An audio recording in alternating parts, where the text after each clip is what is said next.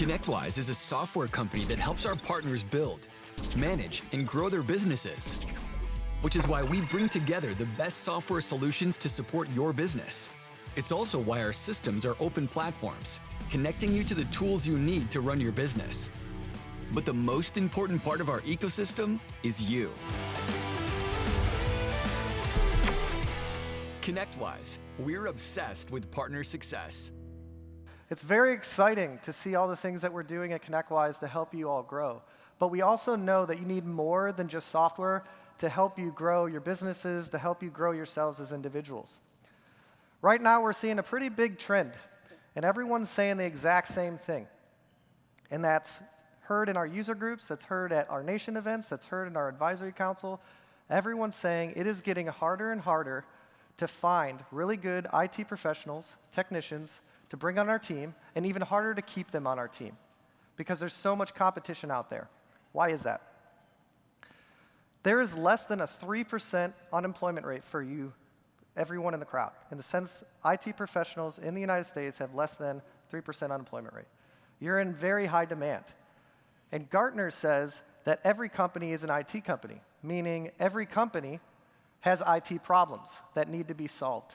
And whether they're using you or they're going out and hiring you, they're going to need those IT problems solved. So that makes you in even more demand. We're getting into a world where culture and team and work-life balance matters a lot to individuals. So how can we differentiate ourselves, and how can we attract and keep the talent that we need to allow our teams to grow and work better together to deliver amazing services to our clients? That's what I want to talk to you about today. So my story today starts off in 2004 when I started at a small ITSP in Toledo, Ohio called Nemsys. I started as an automation engineer. I would write VB scripts, batch files, anything that would help automate away the two technicians that we had at the time's problems and made them more efficient. And that was my job. And during that whole time, from 2004 to 2010, we were creating what we now know today as ConnectWise Automate. And yes, that's a 12-year-old picture. I apparently do not age.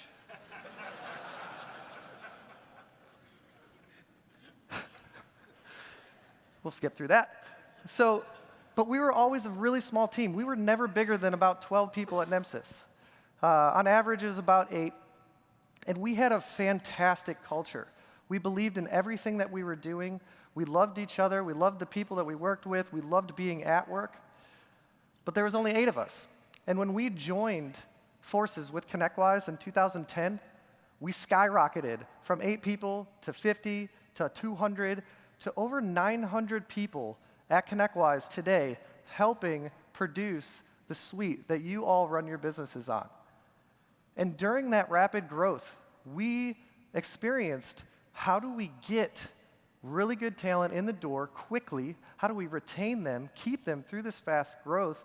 And we did that through knowing the meaning of culture and knowing the meaning of treating people the way they needed to be treated so that they loved working for us, so that they can love helping you. But there was one moment in my career that really sold that vision for me. And I go back to that picture, back in 2006, where if this moment went any way different, I would not be standing here today. Because back in 2006, Nemsys wasn't doing so hot when it came to our financials. And unbeknownst to us, the owners were looking to make some cuts. So they brought in the Bobs. And as a group, they asked us, what would you say you do here? Right? And one by one, everybody got up to the board, started writing down what they did. Billable hours, sales, projects. And then there was me. Automation. Office cheerleader. What the heck is an office cheerleader? But that's what they called me there. And on the board, I didn't look so great. Everyone was revenue generating. And if we were in, looking back at it, knowing this, if we were in a financial problem, they probably want to keep people that are bringing the money in. So the Bobs then asked a very, very important question, and this was the key question. How important do all of you feel about Brett being the office cheerleader.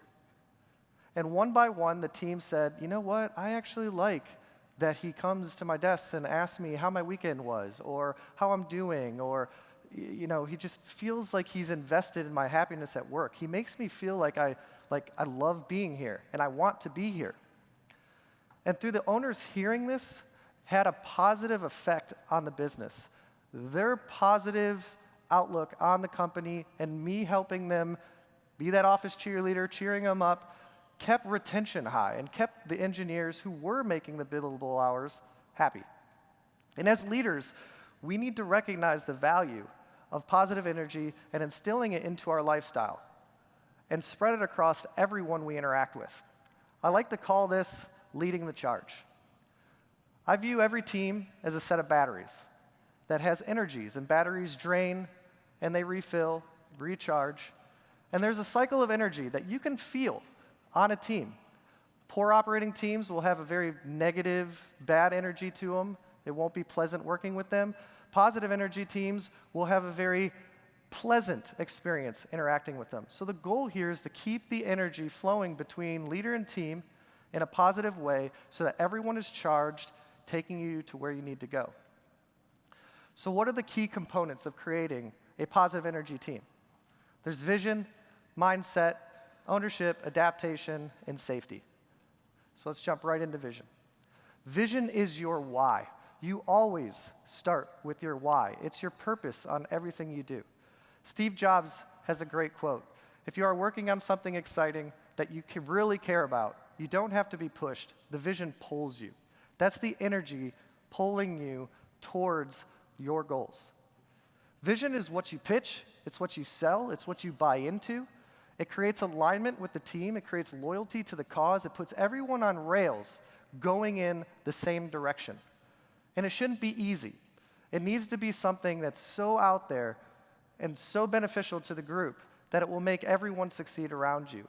And it needs to be communicated often. You don't just, at the beginning of the year, have a kickoff and say, hey, this is our vision, here's where we're going, and expect the entire company to know that vision all the way through the end of the year. You constantly talk about it in every meeting. What are we doing to help with our vision?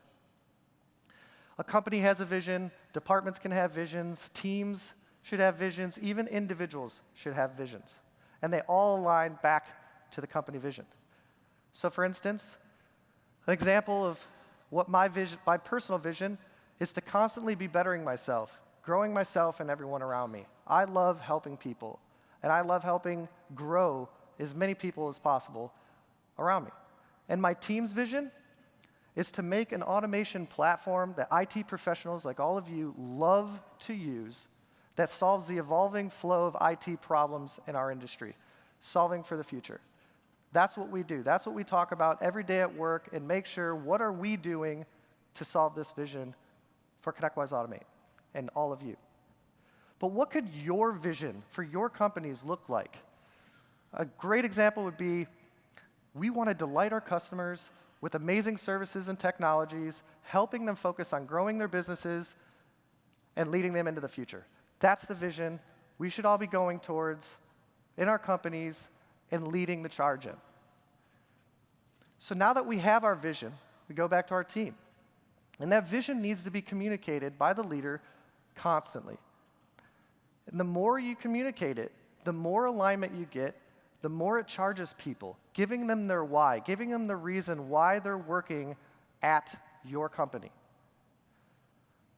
So now that we have our vision, we want to deliver amazing services and technologies to our client to allow them to grow. We need the right people on the team. We need the right mindset.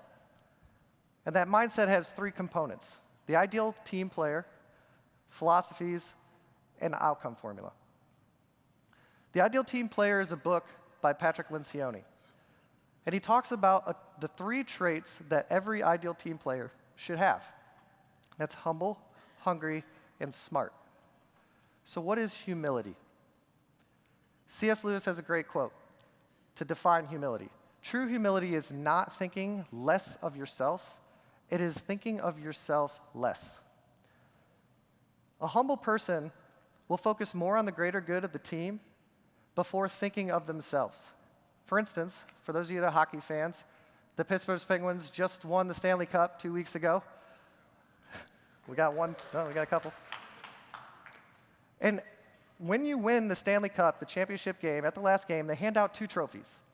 They hand out the MVP trophy and then the Stanley Cup. So for the second year in a row, Sidney Crosby won the MVP trophy. So what did he do? He skated up, he took a picture with it, he took the trophy, skated it to the side of the ice, handed it off, went right back to his team. Very little motion, virtually no celebration whatsoever. But man, when that Stanley Cup came out, he took that picture, he took the trophy, he lifted it up, he skated around his team, he kissed it, he handed it to the next teammate. They skated around the team, lifted it up, kissed it, because it's about the team. It is not about the individual. And that's showboating the MVP trophy is not about the team, that's about an individual. And Sidney Crosby did that very well to show humility and show the value of the team over oneself. This doesn't have to just be in sports. This is in every team. And being able to look out for the greater good of the team. That's humility. So how can you find humility in somebody during an interview? A great question I like to ask is, tell me about someone who is better than you in an area that really matters to you. They should be able to easily answer this and tell you, like, oh man, this person's really good at doing the backup process or really good at playing the guitar, and I really just wish I could do that. I want to be just like them. I wish they could train me on how they're that awesome. Versus if they just start talking about themselves and can't really answer the question. So then we get into hunger. Hunger is the passion to learn, someone who's a sponge, someone who will go above and beyond, fantastic work ethic, do whatever it takes. That's hunger. But it's also the first thing in someone that burns out, and I'll get to that later. But according to Nielsen, we watch, in the United States, 5 hours and 4 minutes of TV every single day. That's a lot of TV. But someone who's hungry has the willingness to trade up for things that take up their time for something that they're investing their time in. For instance, technicians that have their own closet at their house with all their servers and every piece of technology possible. Technicians who tinker and want to learn and want to keep up with where the industry is going and what technologies are coming out, that do that at home on their own time, are hungry technicians. Those are the ones that are going to bring that knowledge back to the team to help with what? Your vision. Help delivering amazing technologies to your clients. That's what they're bringing back when they're hungry. So how do you find hunger in an individual when you're interviewing? Great question I like to ask is, what is the hardest you've ever worked on something in your life? And they should be responding with passion and deep understanding of what they're doing and what they were doing, so that you can take that drive, that passion that they have, and put it right into your team. It means they still have it. And the last trait that Patrick talks about is smart. And this isn't your intelligence, your IQ. This is your EQ, your emotional quotient. Your ability to read people, whether they're mad, happy, sad. Your ability to alter your communication style based on their personality or what temperament they're in. And also your ability to reflect on yourself and how your actions are affecting others around you. I like to say that IQ gets you hired, but EQ gets you promoted. True leaders have a very high EQ. Why is that? Well, think about it this way. Your technician just got yelled at by a client for something going wrong that might not have even been his fault, but it really put him down. He feels like a failure. Your ability to pick him back up and say, you're not a failure, you do so many things good, this was not you. Build his confidence back up, just like Simon Sinek said in the video, and make him feel great again. Why? Because if he's stuck in that downstate's going to be reflected right onto every customer that he deals with after that. And that's not what you want. And what that does for that tech is shows what he's going to think, or she, wow, they really care about me. They're invested in me. They make me feel a lot better. This is why I work here. That's what having a high EQ looks like. So what can you ask to determine if someone has a high EQ in an interview? What do you do that others in your personal life might find annoying? I have a couple things that my wife thinks I'm annoying about, but she's right there, so I'm not going to say them. Save those for later if you see me later. But if someone has a high EQ, they have the emotional intelligence to detect if a person is frustrated by something that you're doing, that they're doing. And they also, if they have the humility, they'll have the accountability of altering the way that they're interacting with that person for a better outcome. Because if they can't even tell that they're annoying someone, they're probably really not invested in other people's feelings and don't really care. And that's not good. So those are the 3 traits. Have to have all 3. Patrick Lencioni, ideal team player. But there's also some philosophies I want to share with you that I share with my team all the time. And the first one is, if you're the smartest person in the room, then you're in the wrong room. And the reason I say this is because you shouldn't be afraid to hire people who are more intelligent than you.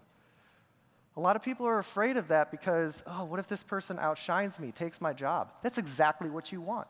You want them to take responsibilities away from you so that you can focus on other pressing issues. They will be able to take you beyond your own abilities by utilizing these smarter people, and they will help you yourself as well get smarter. The second philosophy I want to talk about is everybody has an internal currency. An internal currency is what motivates you, what drives you, what makes you say, hell yes, when you finish it, or when you get it to work. I used to do a little tap dance back when I was coding. It's fun. It sends happiness through your body, dopamine hits, everything. It turns something you just do into something you love to do. So for instance, a tech probably has an internal currency of saving the day, being the superhero, right? A client calls up, says, oh man, we're trying to print all these invoices and our printers aren't working and please, please help, help. And the tech swoops in, saves the day. The client's like, yes, you're the best. And the tech's like, man, I feel good. Next client, next problem. That's their internal currency. That's someone working for their internal currency, energizing themselves. But there's a negative internal currency, and that's if their internal currency is literally money. And if someone is dwelling on how do I get the next dollar, they're not thinking about the vision, they're not thinking about the team, they're thinking about themselves. What I always tell these people, obsess with our vision, evolve us, take us further. Success will come with it, right? And success has many definitions. Simon Sinek says it best. Working hard for something we don't care about is called stress. Working hard for something we love is called passion. That's working for your internal currency. So now we go back to our batteries. We have the leader. He's pulsing out the vision on the team. He's building everyone up. We have the right team players on there that are smart. And they're capable of bursting their own positive energy, lifting people up around them because they also care about the team. But then there's also the outcome formula. John Gordon wrote a book called The Energy Bus. And he has an awesome formula in there that's E plus P equals O. Events plus perception equal outcome. Events are things you can't change. You have very little effect in. For instance, you're driving into work, your car tire blows out. Or the power goes out at one of your clients and takes out all the servers because your UPS failed. Or backup doesn't restore, right? Things will happen. But what you can change is the perception of that event. And that can be positive, that can be negative, it could be neutral. But if it's positive, you will have positive outcomes. Ooh, what can we learn from this? How can we evolve to make this not happen again? Positive outcomes. If it's negative, you're going to have negative outcomes. And you're going to end up dwelling and have terrible outcomes into the future, and you will never evolve. The people that dwell on negative outcomes are what John Gordon calls energy vampires. And energy vampires literally drain the energy of every single person around them. Doesn't matter how great of a leader you are, doesn't matter how awesome the team is, that one person will pour so much negativity on the team that everyone will feel drained on the team. And you will lose your best people because of this one person. And that's not good. And I'm sure you're probably thinking to yourself right now, I know one of those right now. You need to remove the energy vampire from your team so everything goes back in alignment everyone, the vision gets back out there, everyone will be happy, and they will probably thank you for doing it because they're all going to be happy again at work. So what's exciting is Patrick Lencioni will be at IT Nation on main stage this year in November, talking to us about the ideal team player and how to build a better team for you guys to work in. He is a fantastic speaker. So registration is open, theitnation.com. Sign up, and we'll see you there. So now we have our vision. We want to deliver amazing services and technologies to our clients so that we can help them grow. We have the right mindset, humble, hungry, and smart, very intelligent people taking us to our vision. We now need to get out of their way and give them true ownership. Simon Sinek has a fantastic quote: "The responsibility of leadership is not to come up with all the ideas, but to create an environment in which great ideas can thrive." You now have humble, hungry, and smart, very intelligent people on your team. This is how we get them to flourish. Give them ownership of something, because true ownership creates a sense of pride, resulting in constant obsession over the task, the process, the area of the business, whatever you may give them. But it should be something that you're doing, and you allow them to do it. And you allow them to fail, because that's the only way that they can learn. Because failure is simply an acronym, or FAIL. First attempt in learning. Humble, hungry, and smart, very intelligent people very rarely fail twice, because they see what happened, you help them back up, you do not kick them when they're down, and you get them moving again and say, what did we learn from this experience? How can we evolve? How do we go forward? A very common mistake of leaders is putting way too much on their own shoulders because they just don't trust their team. So then we have our vision, and the leader is running on every single treadmill, trying to get that vision to come true, trying to complete it. He doesn't trust his team. He's not empowering anybody. He ends up getting drained. He's incapable of pouring the vision or any of his energy out into the team, which results in a poorly run team. So what you need to do is empower your team to take those areas away from you. Do more, light that light bulb up, get to your vision together, and succeed. So now we have our vision. We want to deliver amazing services and technologies to our clients to help them grow. We have the right mindset, ideal team player, humble, hungry, and smart, very intelligent people. We've given them pride through ownership. Now we need to allow them to adapt and make changes in what they own. Because they're very smart, they're obsessing, they're spending all their time dwelling, or all their time invested in the thing that they own, and you're going to get flooded with ideas. Hopefully solutions, not just problems. And that's because, as a group, what makes us think to get to our vision, between now and trying to get there, nothing has to change. We have to allow change and have to adapt and take those solutions they're coming to us with and enable them to try them out. And you remember when I said that hunger was the first trait that burns out?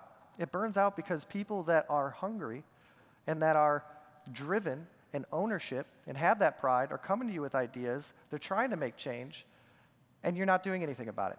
Nothing changes. And in about 3 times of them hitting their head against the wall and nothing changes, they end up giving up. I call this a team that gets complacent. And complacency will ruin a team.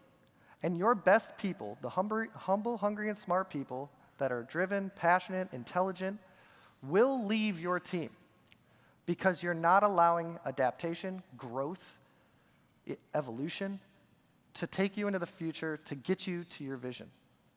And then you'll end up just fixing all the problems yourself, or you'll end up with a high churn rate of your technicians trying to find them in that very tough market. And I'm sure you've heard people say, I don't really have time for that. I can't get to that. I can't implement this. That's because you're not thinking about what can you do today that improves tomorrow. What am I working on today that I should not be doing tomorrow? That way, we can evolve, we can scale, we can grow. Toyota perfected this, and they did this through their lean methodologies, allowing the workers at the ground level to submit changes to make them evolve. Why? Because their vision was, we want to be the most well-respected car manufacturing company in the world. That was their vision. That's what they told all their people. And through ownership and adaptation to every line worker that they have, they've evolved to the point where everyone is modeling, the car manufacturers, after Toyota, the Toyota way. That proves that evolution and adaptation and ownership really drives the respect that they were going for of their vision of being the most respected car manufacturing company in the world. So now that we can adapt and we evolve, the team has the ability to generate their own energy because they're getting excited. They've got ideas. They have this passion. They have this hunger, this drive to get things done. And they charge themselves up along with everyone around them. So we have our vision. We want to deliver amazing services and technologies to our clients so that they can grow. We have the right mindset on the team. Humble, hungry, and smart, very intelligent people. We've given them pride. We've allowed them to adapt and evolve, taking us to our vision. Now we encapsulate them in the circle of safety. The circle of safety is a concept that Simon Sinek brings up in his Leaders Eat Last book. And it's an extremely important trait. It's the glue that holds everyone together and guards them from the negative energy, the negative effects outside of the team. And cultivating a circle of safety is actually very easy. You just simply invest the most expensive thing you can into your team, and that's your time. And by being visible, being approachable, investing in team building activities inside and outside of work, keeping in touch with their feelings, having a high EQ, building them up, builds that trust so that they can feel amazing on your teams. Because people who feel safe on a team will do whatever it takes for the team, unhindered by any negative forces externally. People shouldn't have to live in fear on their team, like talking to their boss or talking to their peers, like talking to the cops. And anything you say can and will be held against you in some way. So what I like to try to practice with my team is a concept that we call radical candor. And radical candor is simply being able to say anything at any venue to help get the problems out there. Because if you are not talking about the problems won't fix themselves. How many times have you been in a meeting and go, I really wish I could say something right now, but I know I'm going to say this and nothing's going to change anyway. I'm sure we've all had that thought at some point. And that's because you've been hindered from feeling empowered that you can even say it in the first place and anything will even happen with it to begin with. So the goal here is, with radical candor, is to not slander people. This isn't about people. It's about vision. What can we be doing better? What do we see as our failure? And how can we get better and evolve as a team? This will glue everyone together, encapsulate them in the circle of safety. These people love to be at work. These people do not hate Mondays. They are not the people on my Facebook feed going, gosh, I got to go to work. I hate this. They're the people that love what they do. They love the people around them. They feel cared for. They're the ones that when they get that recruiter call for that more money that Simon Sinek was talking about, they're not taking those jobs. They love who they're with. They love their vision. They're sold into it. That's what happens when you cultivate a circle of safety. So now we have our vision. We want to deliver amazing services and technologies to our clients so that they can grow. We have the right mindset, humble, hungry, and smart, ideal team player, very intelligent people.